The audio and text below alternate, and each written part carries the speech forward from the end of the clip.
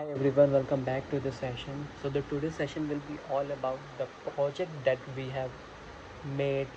At least two project we have discussed earlier, but we will be going through that at the same time. And the recent project that we have used the chat bot using RAG and all. And afterwards that we'll be discussing important topics like into the AI ML things. I will try to make it out in a simpler way so that it will be more actually rememberable, long lasting, you can say that for me. So let's start with the first one, that the sentiment analysis on a product reviews. So what I have done here, that I have used Python, scikit-learn, for the machine learning part here, NLP for understanding the words out there. So read the product reviews and decided that is review positive, negative and neutral. How did I do these things? So sentiment analysis, right? So uh, clean the text using text pre-processing first of all, and tokenization, and bigger sentences into smaller, and TF and IDF, term frequency and inverse document frequency word into number for understanding of machine to give an important word more valuable. Instead you can use their transformer at the same time, because that will give you quick things out there, right? So transformer is the new actually technology out there in the field of machine learning, and you can use it actually. And for the logistic and a linear, so how did I made a model for it, right? So logistic regression used for training the model here, then tested the accuracy, and where I got the 85% here. So logistic means that when we have to categorized it, and linear means that the continuous value, like predicting the house things and all. And for the logistic we have to go with the yes or no. So matplotlib, like basic plotting tool. Seaborn means like a stylish, and the advanced plot, something like that. So graph and chats we have used it, technologies like matplotlib or Seaborn to make it out. Scikit-learn is like a Python library used for machine learning, used like a data pre-processing, create model evaluation, model tuning, and data split. Handwritten digital recognition, afterwards we have made it.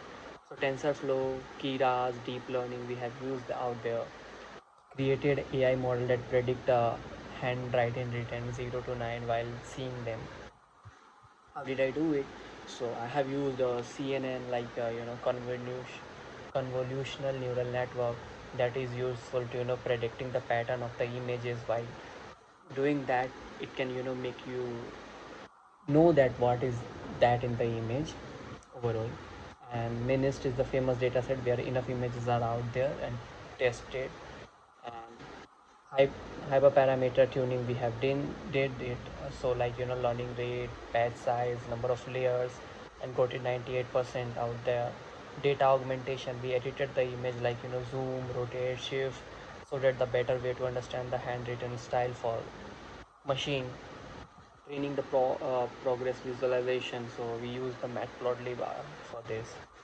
Bias, variance and trade-off, so which means uh, like so find out the, yeah. So if a machine uh, is not doing well in the training data itself, and not finding out the relationship, so it is called the bias, you can say.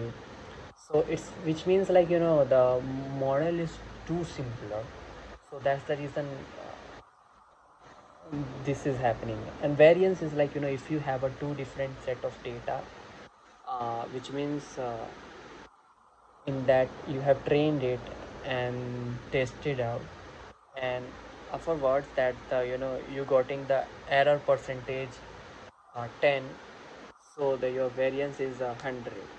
So in one data you got that 100, and here you got the 10.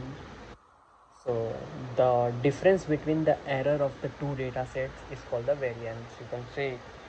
Overfitting comes under the variance, and underfitting comes under the bias, because the underfitting is that something that we didn't actually prepare for the model, we didn't learn it, just we have to figure it out with using the pattern and go for it. And overfitting is like, we have trained the model so much so that it fails when the uh, test data comes in. So that's the example of variance, actually too much variance, like, complex things, uh, the complex things, and you can say it in this, like this way, that in the model too much, the models too much actually varies, so that's the reason uh, it's complex, getting complex to understand these things. So what, afterwards, I will go with the common models uh, out there. So you can use the linear regression, logistic regression, decision tree, like, split data into branches to make prediction, customer segmentation based on the purchasing behavior, you can go for it.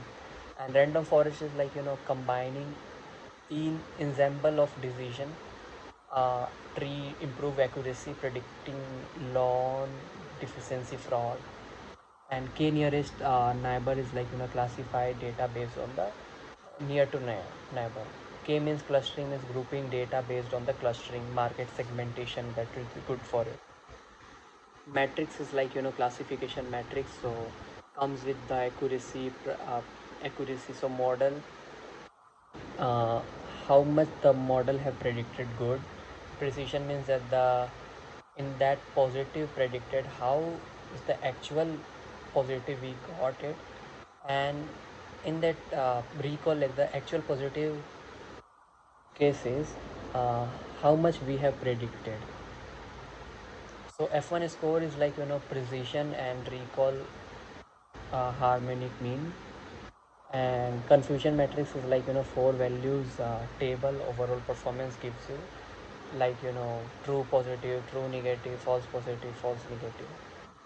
So regression matrix is like MAE, MSE, R2, like, mean absolute error, so predicting actual value, predicted or actual value difference, predicted and actual values average, the difference at average. R2 is like, model overall performance.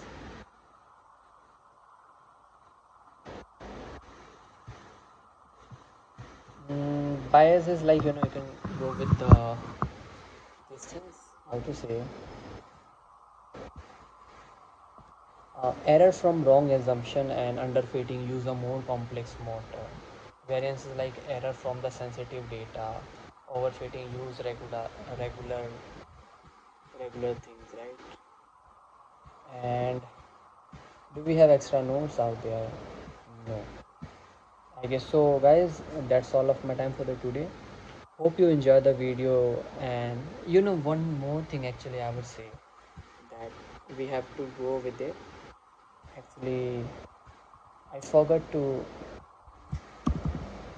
copy paste, so we'll use the browser here and we'll go with this. What are they actually?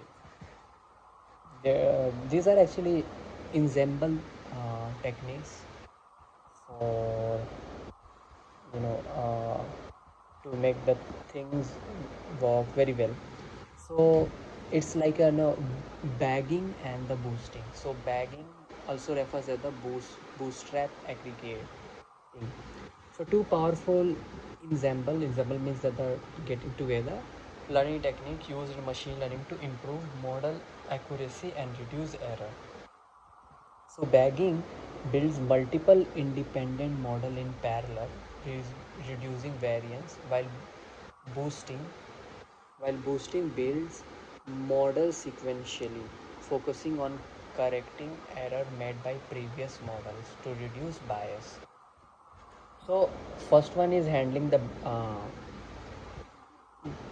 variance, and second one is handling the actually bias. So why? Cause that those things, the model independently working. So it's like multiple independent model in parallel. Multiple independent models parallel and models while boosting builds models sequentially focus on correcting errors. So correcting errors while boosting up and bootstrap aggregating means like uh, models are going parallelly and working on it, reducing variance like that. So that's what actually it's all about uh, for enhance the model. Actually one is reducing the error and begging like just enhancing the models, and the boosting is like uh, reducing the error for it, enhancing the model and reducing the error. That's all. So guys, that's all of my time for the today. Hope you like the concept based session for today, and we'll be having from tomorrow some couples of projects out there, and I'll be explaining uh, the agenda will be more focused on the rag, because that's the how to say it, current hot topics out there in the market. And that's all of my time for the today, and catch you in the next. Till then, bye.